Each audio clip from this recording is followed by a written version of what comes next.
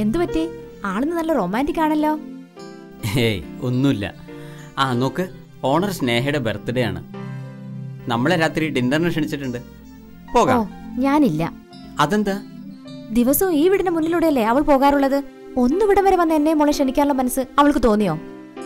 മോളെ, ഈ സ്നേഹ വളരെ പാവാണ്. നിനക്കറിയോ, അവള് ഭയങ്കര പണച്ചക്ക. വളരെ മോഡേണായി ജീവിച്ചൊരു കുട്ടി. ചെറുപ്രായത്തിലെ അവളുടെ വിവാഹവും കഴിഞ്ഞു. പക്ഷെ വിവാഹ ജീവിതം ഭയങ്കര ദുരന്തമായിരുന്നു. എന്തു പറ്റി? സൂരജ് മുതലാളിക്ക് മദ്യത്തോടും വേശ്യകളോടുള്ള പ്രിയം കുറച്ച് കൂടുതലായിരുന്നു. വീട്ടിൽ വരുന്നത് പോലും ലക്ക് കെട്ട് വേശ്യകളോടൊപ്പമാണ്. പാവം സ്നേഹ ഒരുപാട് തല്ലുമായിരുന്നു. ഈശ്വര, സ്നേഹയ്ക്ക് ഇങ്ങനെ ഒരു ബാക്ക്ഗ്രൗണ്ട് ഉണ്ടായിരുന്നോ? ഇതൊന്നും അല്ല.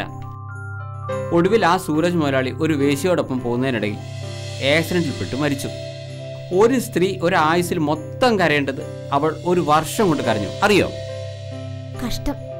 എന്തൊക്കെയായാലും എന്നെ നേരിട്ട് വിളിക്കാത്തോണ്ട് ഞാൻ വരുന്നില്ല. എനിക്ക് സുഖമില്ലാത്തോണ്ടാ വരാത്തെന്ന് പറഞ്ഞാ മതി. ചേട്ടൻ പോയിക്കോ. നീ വരില്ലെന്ന് ഉറപ്പാണോ? അതെ ചേട്ടാ. ഹലോ സ്നേഹ. ഹലോ വർമ്മജി. നോക്ക്, ഇവിടെ വൈഫിന് തീരെ സുഖമില്ല. അതുകൊണ്ടിപ്പോ ഇന്ന് രാത്രി ഡിന്നറിന് എനിക്ക് വരാനാകില്ല. I am sorry. Varmaji please, അവർ വരുന്നില്ലെങ്കിൽ വർമ്മജി ഒറ്റയ്ക്ക് വന്നോളൂ. അയ്യോ, അത് പറ്റില്ല. നോക്ക്, വിവാഹശേഷം ഞാൻ എവിടെ പോവുകയാണെങ്കിലും ഭാര്യയെ കൂട്ടിയേ പോകാറുള്ളൂ. ശരി, അപ്പം നമുക്ക് രാവിലെ കാണാം. Good night.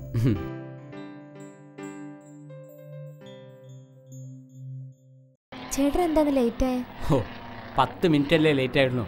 മിനിമോൾ സ്കൂൾ ഗ്രൗണ്ടിൽ ഉണ്ടാവും. അയ്യോ അയ്യോ മോളെ, നോക്ക്, മിനിമോളെ അവർ തട്ടിക്കൊണ്ടുവന്നു. ഡ്രൈവർ, വണ്ടി പെട്ടെന്ന് പെട്ടെന്ന്. അയ്യോ നിക്കടാ അവിടെ. മിനിമോളെ, എടാ, നിങ്ങൾ എന്റെ മകളെ തട്ടിക്കൊണ്ടുപോകണല്ലേ? മിനിമോളെ, നീ കളിക്കണ്ട. വിലാസിനിയെ ഞാൻ ഒറ്റ തവണ അവളെ വീടൊന്ന് കാണിച്ചോട്ടെ. അധികം കളിച്ചാലുണ്ടല്ലോ രണ്ടിനെ ഞാൻ വീട്ടിലൊന്ന് വെട്ടും. മിനിമോളെ വരാൻ.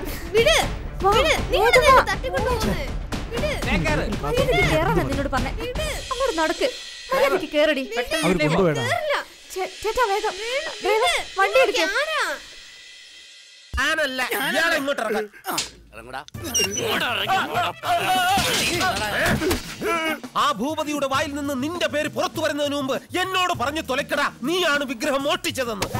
ഇത് മന്ത്രമോ തന്ത്രമോ കുതന്ത്രമോ